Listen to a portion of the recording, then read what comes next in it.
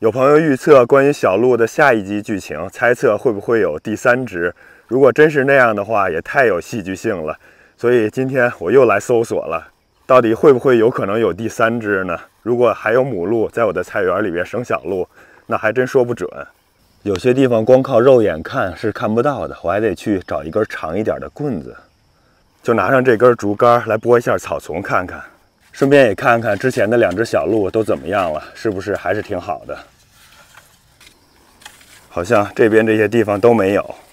这梨窝旁边会长很多这样的野树莓，变紫之后吃起来味道也挺不错的。看有些长得还是挺不错的。哇，这边有更多的野树莓。看看这个角落，这儿要是还没有的话，不知道它跑哪儿去了就。这儿也没有，到底去哪儿了呢？这边的角落也没有。这边也找不到，不过这里边发现了更多的野树莓，有一些都已经变紫了。哎呀，今天可能要失望了，怎么一只都找不到了呢？不会是藏到棚里了吧？哦，好像有动静。哦，不是，是外边的鸡在后边挠土呢。这要是找不到它了，那就成了一个谜团了。它不太可能能跑得出去，跳出篱笆的。这边桑树上面的桑葚已经被鸟吃的差不多了，我们没吃到几个。这些树林里边我也找找看，好像也是找不到。这真是太神奇了，到底是跑哪儿去了呢？这边的松树林里边看一看，也不在这儿。这还有野桑树，这种野桑果就长得特别小，这种鸟会更喜欢。这边还有这种没熟的青的，这种野桑葚只要是一变紫，肯定是马上就被鸟给吃了，我们很难有机会能摘得到。这边的桃子也是开始膨大了。感觉今年7月份应该是能吃上不少的水蜜桃了。看看这一枝头都给压弯了，我还得再稍微的给它梳一下果。这条枝上的果实在是太多了，种的东西实在是有点太多了，光靠下班还有周末的一点时间，感觉不够用啊。这边这棵小蟠桃树最后是剩了2个果子，不知道最终能不能长大成熟。这棵树还是太小了。盆栽的蓝莓今年长得也比去年更好了，上面结了很多的果，除了被鸟吃掉的，被小朋友们每天过来摘掉的，上面还是剩了很多，陆续的都开始成熟了。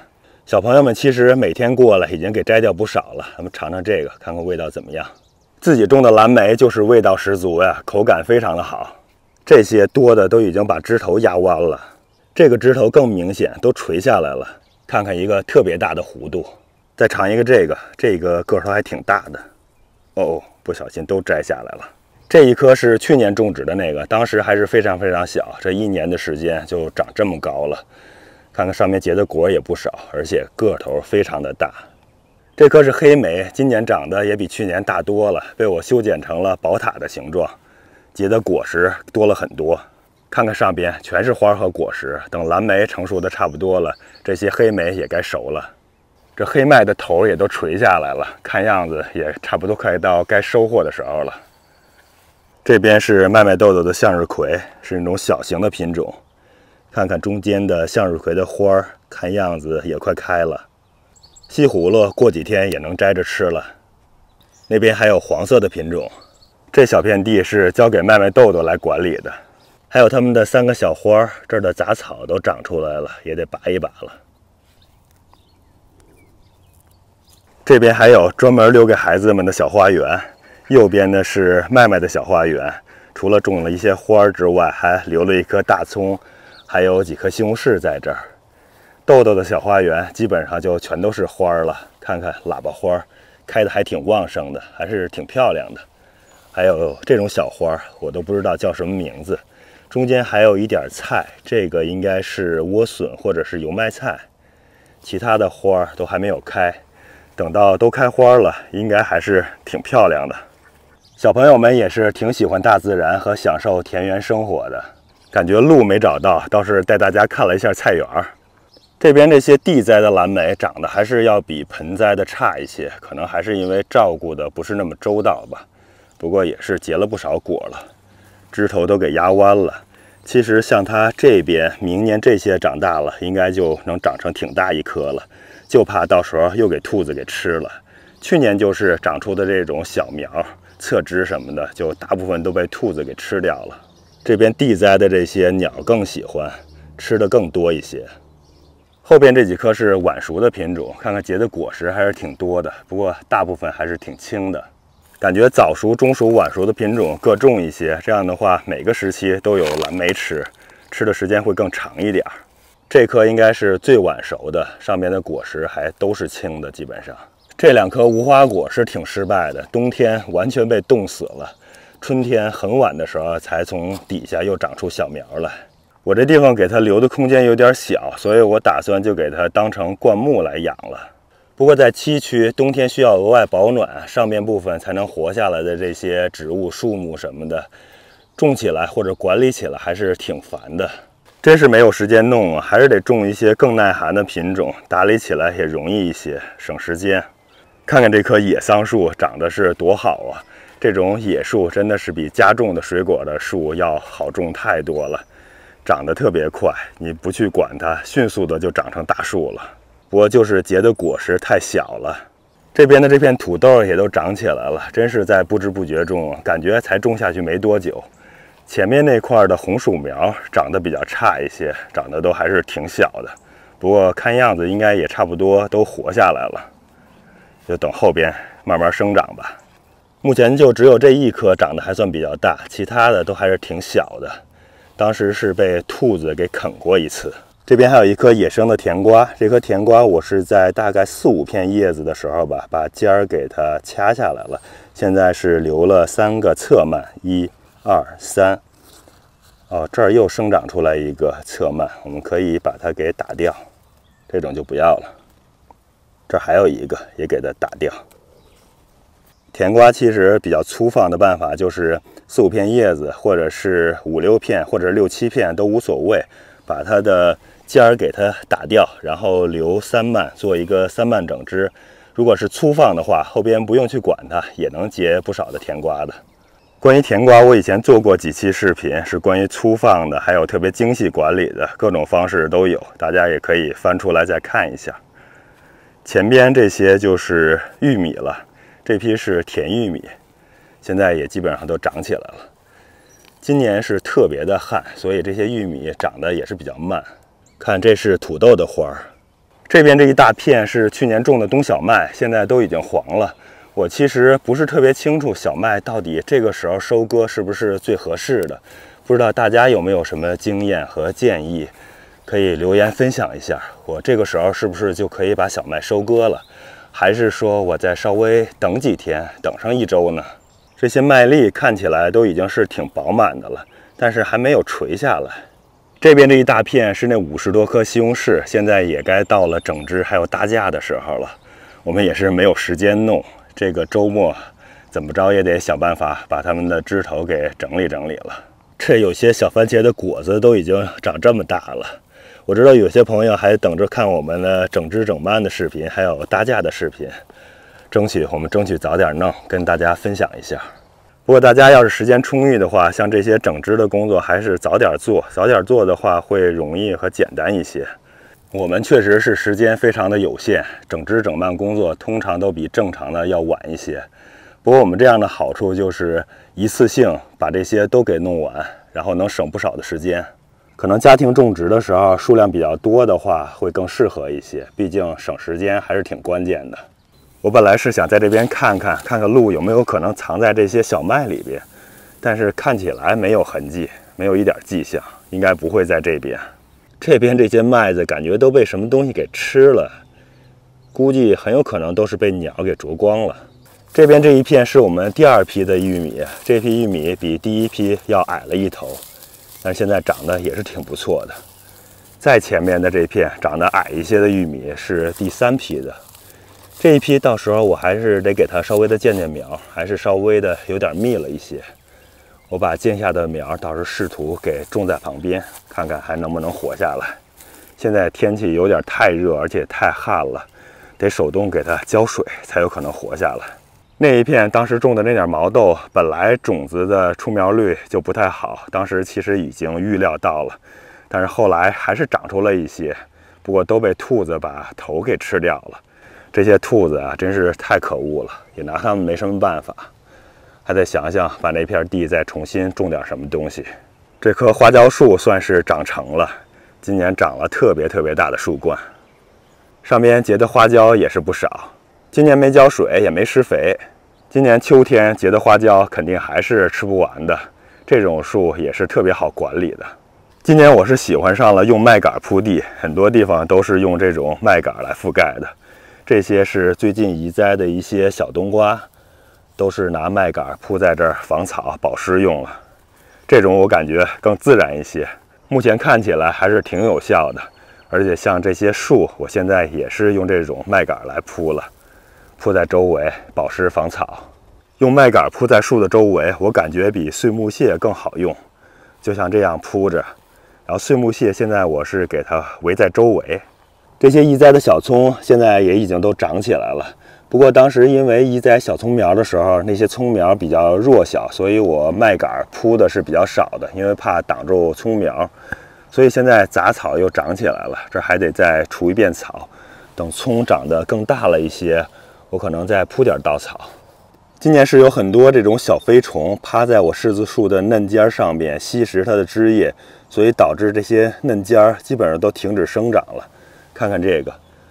我前面是用过苦楝油肥皂水，基本上不起什么作用，然后还用了那种3合1的有机杀虫剂，也没起作用。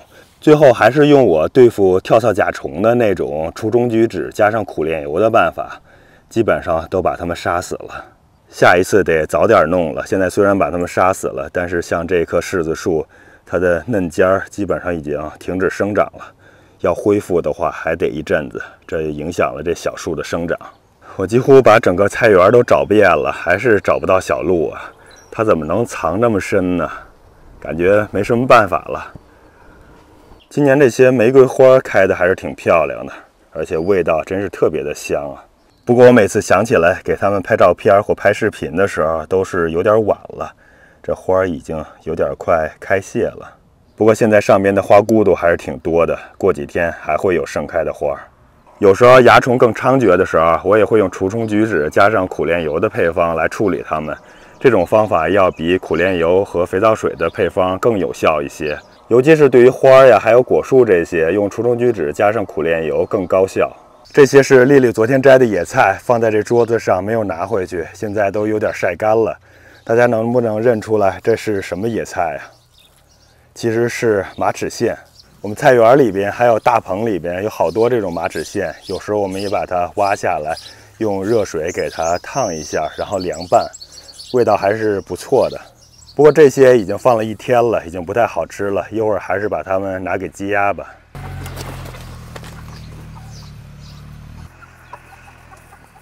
这是今年养的大鹅。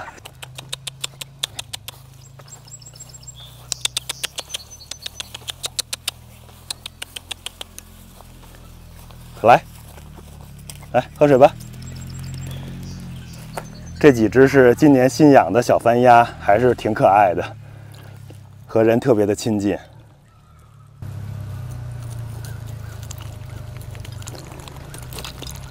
基本上人去哪儿，它们都喜欢在旁边追着，有时候会保持一定的距离，但是还是愿意离人近一点儿。我去给你们拿点吃的啊，来吧，吃点东西吧。哎呦，喝水去了。哎呀，还是不想吃东西，还是想喝水。我去找个大盆给你们弄点水吧。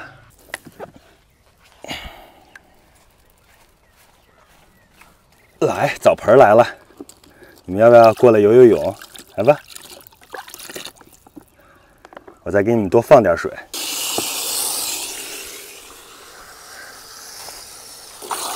看这个水，看，进来吧。你们那么喜欢玩水，怎么不进来呀？哎呀，来进来吧。这太高了，进不来吗？可以进来的。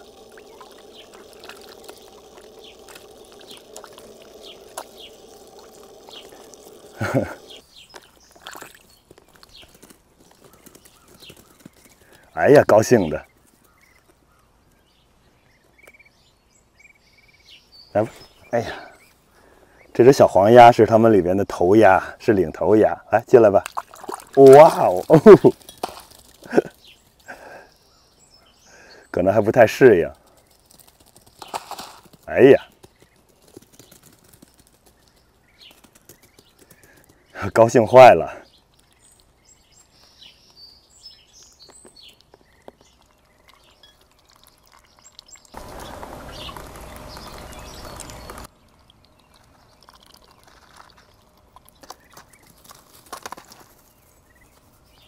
看看他们高兴的，哎呀，又围到我身边来了。今天没找到小鹿，还是挺遗憾的，不知道是不是真的被鹿妈妈带走了。给大家分享一下小鸭子的视频，来弥补一下遗憾吧。这些小鸭子其实也还是挺可爱的。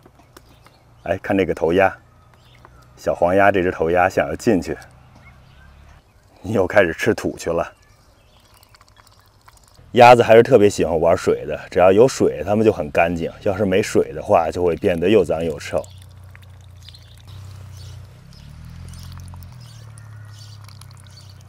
呀呀呀呀呀呀呀呀呀！这些鸭子特别可爱。哎呀呀呀呀呀呀呀呀呀！哎呀呀呀呀呀呀呀呀呀呀呀呀！看这小黄鸭。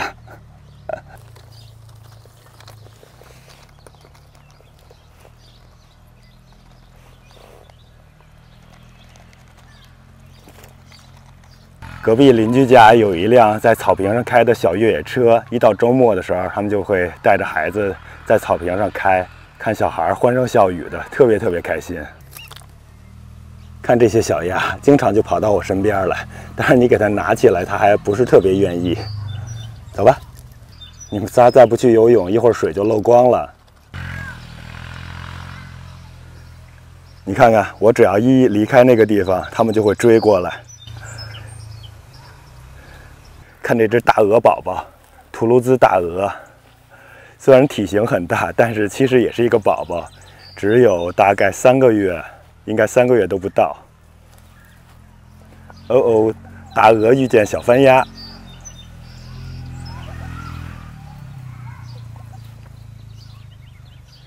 你们认识一下吧？你可别欺负小鸭子哦。小鸭还是有点怕它。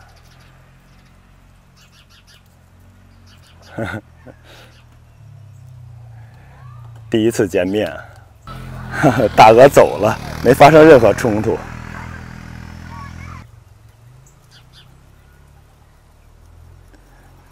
小鸭子又向我靠拢了。